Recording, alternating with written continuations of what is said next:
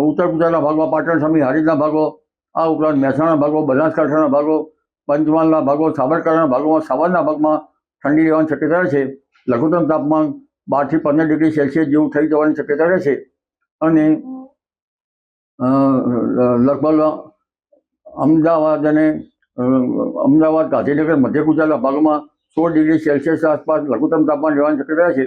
ઘણા ભાગોમાં લઘુત્તમ તાપમાન 17 ડિગ્રી સેલ્સિયસ ઉપર રહેવાની શક્યતા રહે છે. સૌરાષ્ટ્રના ભિન્ન ભિન્ન ભાગોમાં ઠંડી પડવાની શક્યતા રહે છે.